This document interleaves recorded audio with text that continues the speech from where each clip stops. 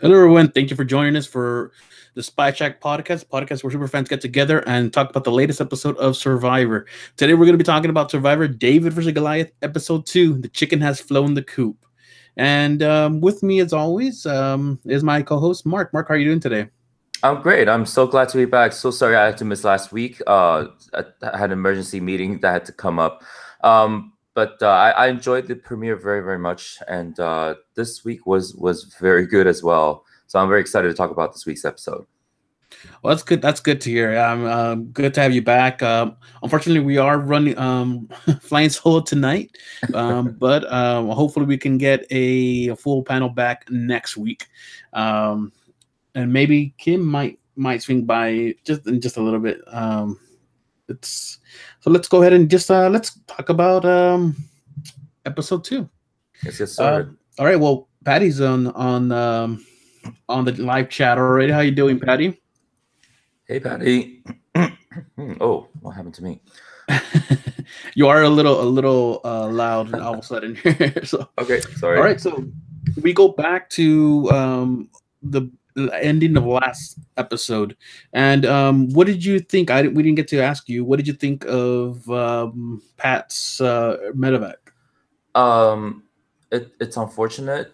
Um, there was a little bit of a chatter on Twitter on whether you know whether Pat should be given another chance to play. And my personal feeling is he was barely there. And so if he were to return, it wouldn't be too big of a deal because nobody would kind of remember him. Um, but then there's also the consideration of would he do better if he were to come back?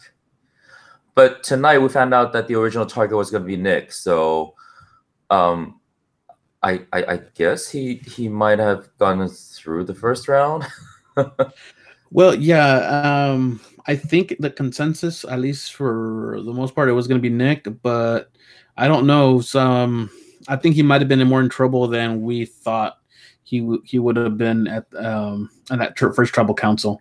Yeah. So yeah, I guess we'll never know. I don't know if he'll ever come back or not.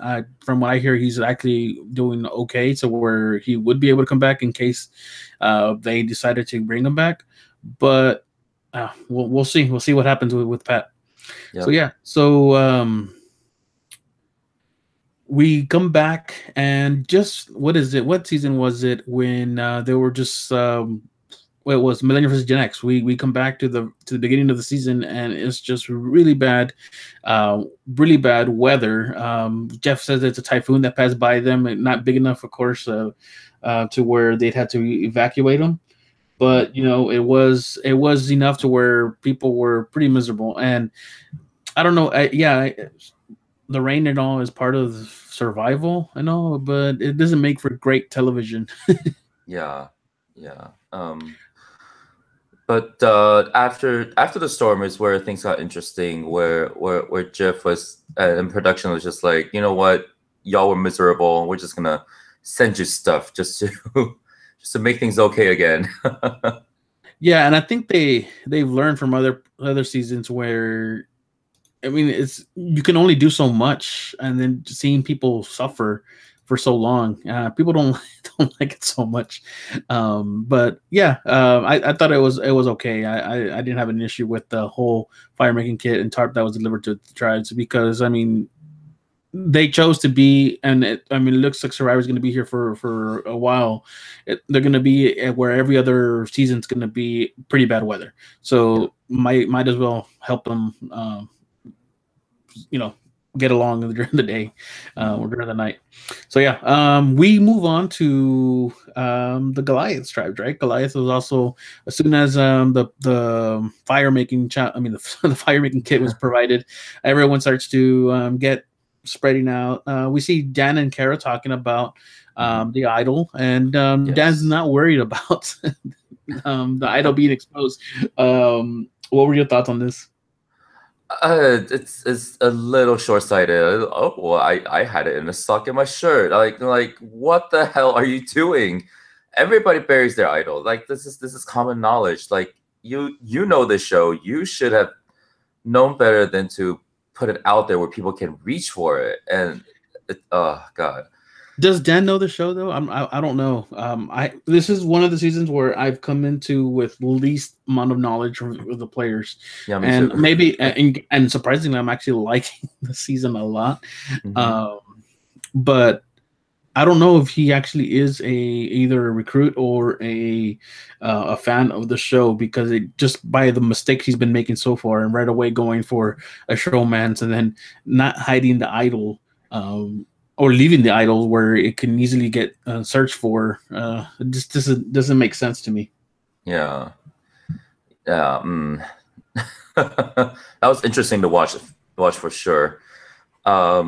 And then there's also the issue with his alliance, I guess, or the obvious thereof. Yeah, because the thing is that Dan is not someone like that. That's why I said I don't think he's a fan of the show. I think he's just someone who got brought on and was recruited on, and I can say that mainly because he doesn't seem to be self-aware on what's going on or what to do when. Yes, I get that he not only wants to be in a alliance with Kara, but he seems to be smitten with her, and he doesn't seem to try to hide it at all. He's like the little kid in elementary school or in middle school, where you're just following the girl around to just be with her. Yeah. Well, we did see, and we might not go in order with the whole episode, but we did see that Kara is talking with the other girls, and Kara seems to be very smart, and it looks like she is just stringing Dan around just to have an alliance. Yeah. This female alliance kind of for people that have watched Big Brother a few seasons back, like about 10 seasons back, there was this alliance called the Four Horsemen, where four very close guys got into a very tight alliance, and they all each had one extra person, like a showman's looking kind of other person. And so they have their core, and then they have their circle around the core, and then there's this solid clump of 8 that kind of just dominated the entire house. And this is kind of what we have here with the 3 ladies. The 3 ladies had formed a tight alliance, and they each have another person to the side that basically passed their votes. And I think that's a smart move. Yeah. This has already been said, and not only I think on Twitter, but in the last episode, this seems to be a very Big Brother type of season, as far as naming alliances. And you said I'm not a Big Brother fan or watcher, but I've just seen what's been going on the comments on Twitter and on Facebook, and it all seems to come back to that. It's very Big Brothery. Yeah, a little bit. So of all the little, I guess, couples that are together, who do you think is probably going to be the hardest to get rid of if they need to get rid of somebody? Hardest to get rid of, or the strongest, I should say. Strongest. I guess I don't know if we have enough information from them to know. No, not really. We just know they're just this little clump, and we haven't seen enough from the Goliath tribe to really make any sort of judgments, because they've won all the challenges and they never had to do anything else, and we barely see them. So I don't know. I simply don't know. So what did you think of everyone putting out Lursa and the David's tribe out there for a vote? And just it looks like just in the middle of everybody. It doesn't seem like they're trying to hide it. That's kind of interesting, just because I don't know, because she did win. She was part of the challenge that won them all the reward at the beginning, and I don't know what would have happened for them to make that judgment. I guess physically she doesn't look as strong as the other ladies, but then she's been proving herself in the challenges, so I don't know what else she has to do. I feel like in the first challenge, the biggest thing for her was that first little step ladder, that rotating ladder kind of thing. Once she got after that, I think their road was pretty easy or easier, of course. And then Christian's the one that just blew out of the water with that puzzle. And I think that's what people are looking at and like, yeah, you did help us win that first reward challenge, but there wasn't much to do other than that ladder. Because I mean, yeah, I guess going under that net is hard, but it's nothing like you're gonna pull, get hurt doing that. So Yeah, that's true. that's what I think. That's what I think.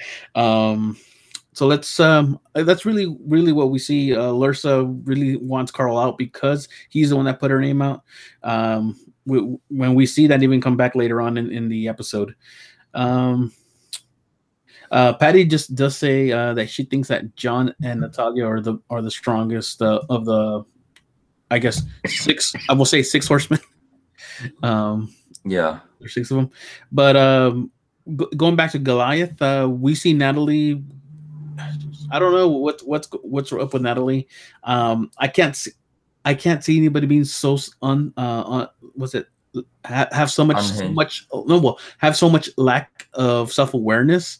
Yeah, I thought Michaela had lacked a lot of self awareness, but she is way more out there when it comes to self awareness. yeah.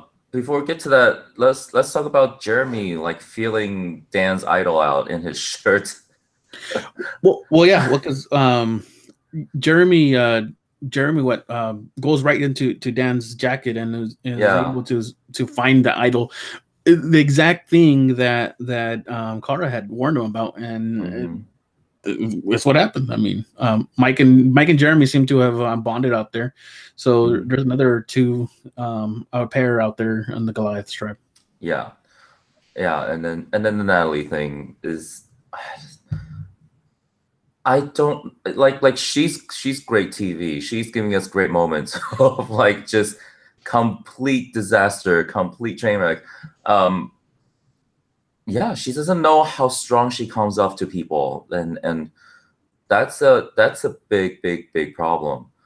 So once again, does anybody know if Natalie is a recruit or a fan? Because she was like kind of Jeremy goes up to her and goes, "Hey, you're coming off a certain way, and you might be on the chopping block if you don't, calm down or settle down." And she's like, oh, "Why would they want to vote me off? I'm not the strongest person out here."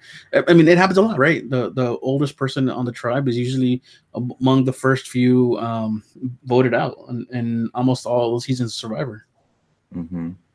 So yeah, I don't know how I feel about the Goliath. I mean, she's fan enough to mention Kim Spradlin as contestant she's most liked, but I mean we're not seeing any of it right now. yeah, I wouldn't say she's anywhere near being Kim Spradlin. I think she's yeah, yeah, and the way she talks to people is just like, even if you were a asset to the team, that can very much just get you voted off just by the way you treat people, the way you act, and like I said, just the lack of self awareness that she has. Yeah. So yeah, Patty did bring up John and Talia wanting to work together. This is where we talk about the what's it? Natalia questions her tribemates about who they're working with, who they're going to be with, and all. And this is where we learn a bit more who they want to get out and who they want to really just want to be together with. Yeah, John was nice enough to kind of warn Natalie that the target is squarely on her, and then he tries to talk to her about it, and then she was just not having any of it. She was being very condescending to John as well. Jeremy. Sorry. Oh my gosh. Yeah, the thing is that Jeremy is trying to talk to her so nicely, so like, just trying to make sure that she gets that self-awareness so that she can not be the target, but she won't have any of it, to the point where Jeremy is just like, you know what, whatever, I'm gonna go after Natalie if it comes down to it. Yeah, because that's pretty much what everybody wants right now. The first tribal council Goliath goes to, Natalie is out. Yeah, I mean, I would be surprised if it's not Natalie. But I mean, again, you never know what those 6 younger people from the Goliath tribe are going to be able to pull together, whatever. Patty also mentions the like she has a Michaela attitude. I think Michaela, it's a little bit different with Michaela. Michaela it's not a lack of self-awareness with Michaela. It's more of a I don't give a crap. And with Natalie, it's a I'm angry that you're seeing this in me kind of deal. I'm thinking she's more like Sandra attitude with Michaela's self-awareness. Because Sandra can be very abrasive or very upfront, but she knows what she's doing. She clearly knows what she's doing. Yeah. But Michaela had that lack of self-awareness that Natalie seems to have, to where she thinks she doesn't know she's coming off abrasive. She doesn't know she's coming off as this just drag on the tribe. Yeah. Patty's is sassy. So immunity challenge plus reward here for this episode. Usually what happens in the first couple episodes when we have 20 or more people, we were even 18 people. So I say 20 or more, but that's Australian Survivor. But yeah, so fishing kit for the winner, immunity challenge. This is that challenge where you have to climb up the ladder and kind of leapfrog yourself by, I don't know how to even explain it. You take the rung out and go up from underneath you and put it up above you, go up on that. It's kind of hard to explain. But then you go on the boat, the pieces come back.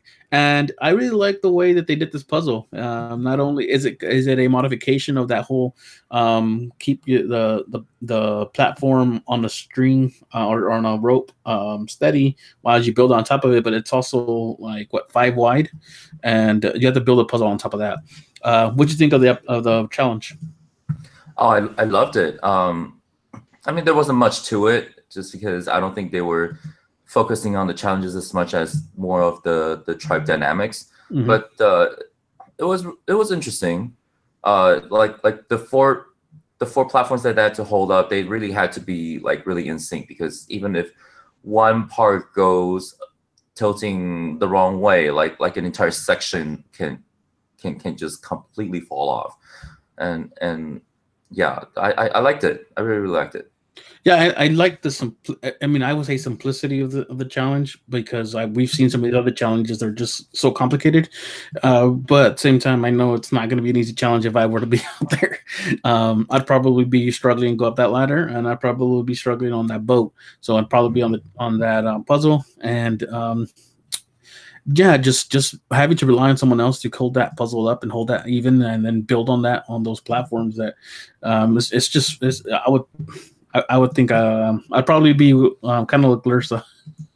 I wouldn't do well on a challenge like this, just because I don't think I can hold it for that long. And this is where I'm coming to the point where I said that Lursa, maybe she's not the weakest, she's definitely not the strongest, but she really did not want to pay attention to anybody telling her what to do. She wanted to just keep putting that piece in the same place as she was putting it when it clearly didn't fit. And later on, we see her when it's like an hour run that they actually did this challenge. You just see her sitting down, kind of upset. And I'm like, well, man, Lursa, you didn't pay attention to what people were saying. So, I mean, that's a lot of that's a lot of starting over if we're cutting to an hour into the challenge. Well, I mean, we saw Davids were able to catch up, right? Where they were pretty much on an even playing field at when they started the challenge or the puzzle, and an hour later, the Goliaths have this big old puzzle, and the Davids still have 2-3 pieces only. They've either fallen off or they've just Davids didn't even know what piece goes where. Exactly. They were just putting it on there just to see if it works, and no, they didn't put the puzzle together before going out there onto the platforms. And I thought that's a rookie mistake. Yeah, I mean, Goliath's win, right? Goliath's win. We go back to the David stripe, and this is where the big mistake that I believe that led to the fall of Jessica, because Jessica is the one that gets voted out. This is where her fall came. Her and B are sitting next to Gabby, and Gabby asks him, "What's the plan?" And they kind of just like wave her off and say, "No one really wants to talk about it right now. It's pretty clear that's going to be Lurse or whatever." Which even if it is the case, someone's asking you your opinion, someone's asking you what you're going to do. Even if you're lying, you need to give them an answer to keep them from being so dubious or questioning what's going on. Because at the end of the day, as long as they don't hear their name, I think it's good. Mm-hmm. Yeah. And then that's what happened. Gabby didn't hear anything back from them. She felt that she was in trouble because they might be going after her, and this is where the big old switcheroo happened. Mm-hmm. Yep. So Patty did ask a question: who gets credit for the vote flip? Elizabeth brought up the potential flip to vote out to vote on Jess to break the bond with Carl and B. Gabby was filling on the outs with B and Jess. And there's also like the edit is trying to portray it as the decision was on teammates and Dixon, and I might kind of agree with that. So this is what I feel. I think Elizabeth gets the credit for bringing up the situation as to maybe we should vote out Jessica instead of trying to vote out Carl, because no one's going to vote out another guy, especially after losing Pat. So we're not going to get rid of two really strong players. Yeah. And then, because if it were for Lursa would still be going for Carl, I think. As soon as she heard the plan from Elizabeth, she's like, "Oh yeah, that seems pretty good." Brings Gabby over. Gabby hears it, says, "As long as it's not me, right? As long as it's not me, I'm good. We need to keep, I guess, the nerds together, and I guess nerds and misfits, the land of misfit toys. That should be a alliance name right there, right? Misfits. Anyways, but yeah, so Gabby is the one that goes and talks to Christian. No, Christian walked up to the three ladies that were talking. Yeah. And so they kind of told him the plan, and at that point, I don't feel like Christian was on board 100% though. No, I just thought he was just trying to feel out the situation. Yeah. But then after they were done talking there, he went over to Nick to tell him what's been happening, and then we cut to tribal council. Well, we did miss something. Christian and Gabby sitting on the sand, drawing on the sand, or playing with the sand, or whatever.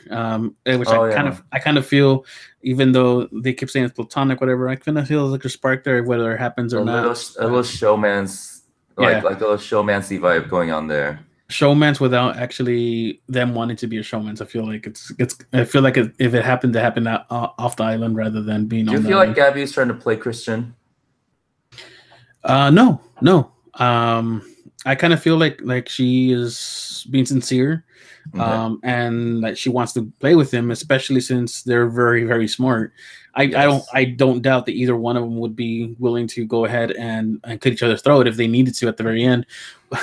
But I do feel like they do want to play with each other. So Gabby does talk him into possibly doing this. He goes and talks to Nick, and they feel like the play is on their hand, right? They have the power, which in reality, yes, they have the swing. I don't think Christian was going to vote against Gabby. Gabby, he feels, is going to be a real close ally to him, and I don't think he was going to vote against her. So really, I think it was on Nick, which it's a big turnaround for him, especially since he might have gone home in the first episode. Yeah, absolutely, it's a great turnaround. Nothing important really was at tribal council. It's just kind of like a. Although we saw. Yeah. I was to say, although it's a pretty amazing set for Tribal Council. It looks Oh, pretty nice. that aerial shot was great. We didn't even see that in the first episode. Like, No, that's when they were going. I was like, "Oh man, I wonder what that's gonna be." And yeah, it was beautiful. It was big. It looked a lot better than previous seasons out there in Fiji. yeah, absolutely. Yeah, so like you said, Tribal Council wasn't really too explosive.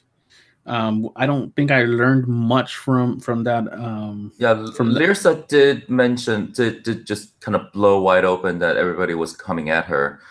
Yeah, but that's about it. I actually thought Lursa was going to blow up there in Tribal Council and just cause all the votes to go on her. And to her credit, she didn't. She stayed calm as far as we saw. She stayed calm, and the votes went the way she wanted them to go, with Nick joining Gabby, Christian, Elizabeth, and Lursa to vote out Jessica. And yeah, Jessica was pretty surprised. She didn't even know what to do with when her name was like. She was like, "What in the world?" She was completely stunned from the moment her name first came up to the moment her torch was snuffed. Like she's just, her face was just like she was completely shell shocked. And if you saw the face of Christian's face when this happened, he didn't even flinch. He just smiled like, "Yep, that was me." He didn't try to hide it. He didn't like that. So I don't know. Hopefully that doesn't come to bite him in the butt. But now at least they can say that they're on a majority, because now they have 5. As long as they stick together, they'll have 5 until the swap, which I don't believe it's happening next week. It's probably not going to happen till either the following week or week 5, where they're down to 16. Or if they do it next week, or on episode 4, they're gonna have someone go to Exo Island or something, or they might just break it down to 3 people, 3 tribes. I don't know. Maybe. So Patty says there's a secret scene where you see that Elizabeth has a side alliance with Nick. I feel like they kind of talked about that in episode 1, or was that a secret scene that I saw? I don't think I saw that as a secret scene. I think I saw that in episode 1, but I'm not sure. I know I saw that. Yeah. So yeah. So all in all, I like the editing. Like, and I said it again in the first episode recap.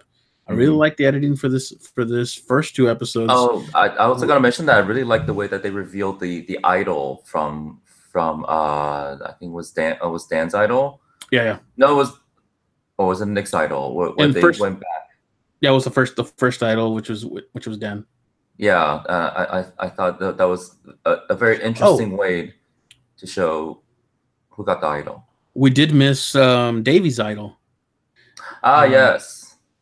Davy was just kind of walking down the beach, and he's like, "This looks weird." Hey, and he almost I think he almost actually blew his cover because he got so nervous that anyone walking by or anyone coming by would have been like, "What the heck are you doing?" He was very excited. Yeah. Maybe a little too excited. I don't know. I'm not a big fan of the immunity idols, though. They look really so obvious. The being hidden, it looks pretty obvious to me. But I'm talking about the actual idols. They look really cheap. Yeah. I'm used to these nice ornate immunity idols, and I don't mind it when they try to change it up and try to make them to where they may look like they're fake. But in that case, make one look really nice, make one look really fake. We still have to see what's going to happen with the idol nullifier. I don't know what that's going to look like. Is that going to look exciting? Is that going to look like an action idol? Is it going to even come into play? We've seen it a couple times. I don't know how that's going to come into play, but in international versions of the mole, there's been similar stuff going about. There's this exemption which gives one person immunity, and then there's the black exemption that cancels out that other immunity thing. So I'm interested to see how that will play out on a game like Survivor. Yeah. So let me bring up I don't have the graphic. I was hoping I was gonna have the graphic, but I just didn't get a chance to actually get a good copy of the graphic. But let me go in and show, or at least say, how our draft is going. I got it. You got it up? I got it. Do you have it on your screen? Yes, I do. All right. So Kim is in first place with 24 points. She has Alec, Natalia, John, and Kara still in the game. And because all her people are Goliaths, she's getting quite a bit of points there with their immunity wins. Yeah.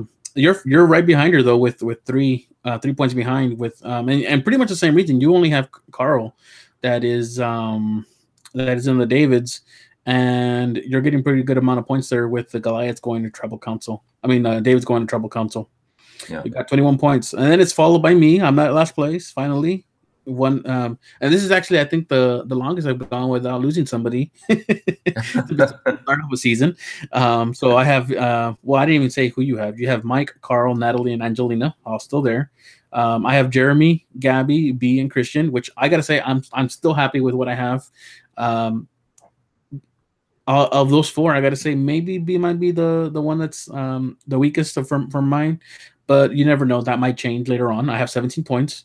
Randy is tied with me at 17, but is behind me because he's lost Jessica. He has Dan, Elizabeth, Nick, and then Jessica, who was voted off.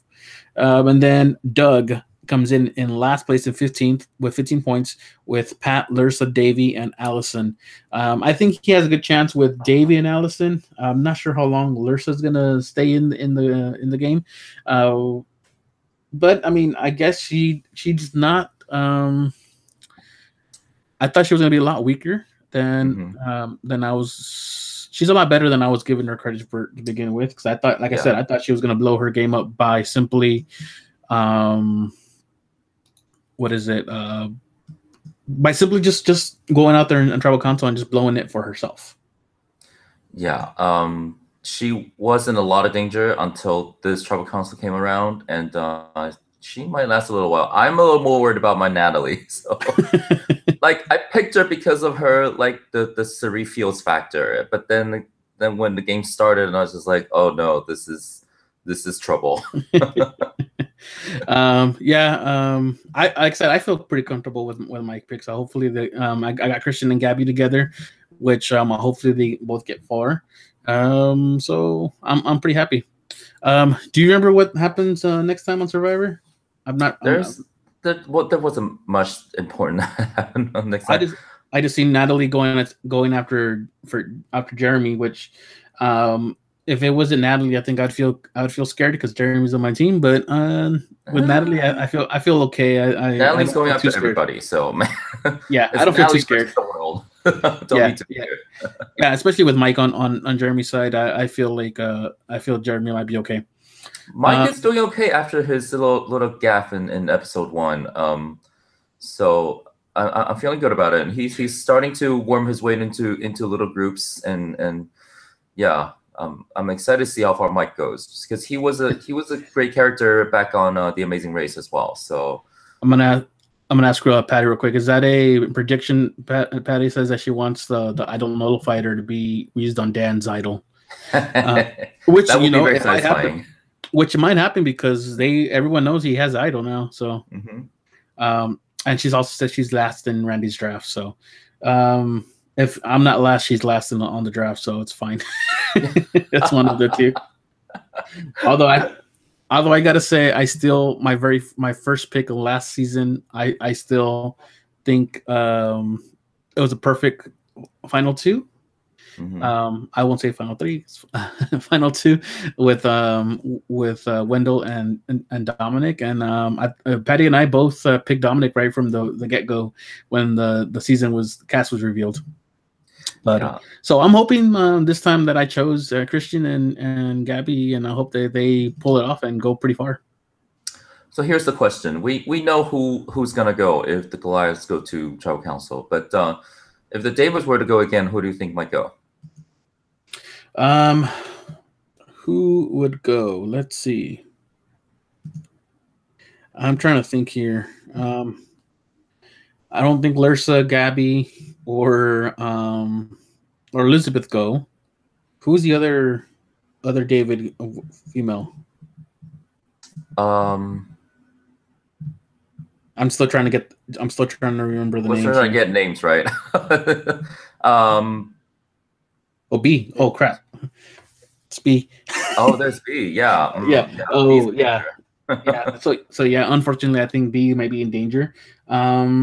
I don't think Nick's gonna go now that he's teamed up with Christian and apparently with Gabby, and Yeah. that's why I'm saying that Christian's in a good spot because now he has Nick and he's got Gabby, and it looks like Nick has Elizabeth and Gabby has Larissa and Elizabeth, so they're all intertwined there, and I don't think that's going to be falling apart anytime soon. So Yeah. for me, I hope that Goliath lose, so I can keep all my four people. Unfortunately, I think if David's goal once again, it's going to be B. Um, yeah, Goliath are just too. They just seem too stacked. A little too stacked. So do you think a swap is coming next week or No, I think it's not going to come till week 16 either 17 or 16 with someone going to exile? Exile Island. Yeah, I mean, hey, the nullifier might be on Exile Island. So Oh, oh, that um, might be interesting. Okay, yeah, I can buy that. and I hope Jeremy gets that nullifier. I Yeah. need some points there. I need some points. Unlike last season where Dominic was getting all the advantages and getting me a Oh, bunch of points, I haven't. None of my people have even you, looked for you know who's going to Exile Island if Goliath is going. Natalie. Mm-hmm. So. So there's that, and that's gonna be wasted on her. Yeah, and Patty says she believes that next week will be the swap after the week after. The week So after, yeah. yeah, so at 17 and probably someone going to Exile, which is what normally the case. Yeah, normally the case. Makes sense. So yeah, so hey, good question. You keeping up with Australian Survivor? I am Not going lately. to catch up soon. It's turned out pretty good. It's pretty much the same concept. I even brought it up last week. Champions versus contenders, or contenders versus champions. David versus Goliath, kind of the same concept, except that I feel like in Australian Survivor, it was not fair. They had just a bunch of athletes on the champions. Yeah, they had some big guys in the contenders. It didn't help. It didn't help. So we'll see. There's a couple, 2 more weeks left of Australian Survivor before the 1 week before this. Then the finale, I think it is. Oh, dang. I have a lot to catch up on. I didn't even watch South Africa. Oh my god. I haven't started South Africa. I finally caught up with New Zealand. Great season, great winner. Yeah, absolutely. So I'm hoping that we keep getting these international seasons of Survivor that just hit it out of the park. I'm praying that New Zealand gets to come back because their viewership has been dropping since the premiere, and so people are getting a little worried. Oh man, yeah. If we can help it out, that'd be awesome. I would hate for New Zealand, Survivor New Zealand to go out. I know the first season was a little bit boring. I couldn't keep up with it because it was boring. Even though I did win the draft on that one, but season 2 was great. Season 2, even though they voted out the person I wanted to win in that very first episode, I think they it turned around and did pretty good season. Alrighty. All right. So we'll go ahead and leave it there, and we'll see each other next week, and hopefully we can, like I say, we'll be able to have Kim back on, and we'll have another guest. Like I said before, Randy is not going to be on the podcast this season, at least for this season.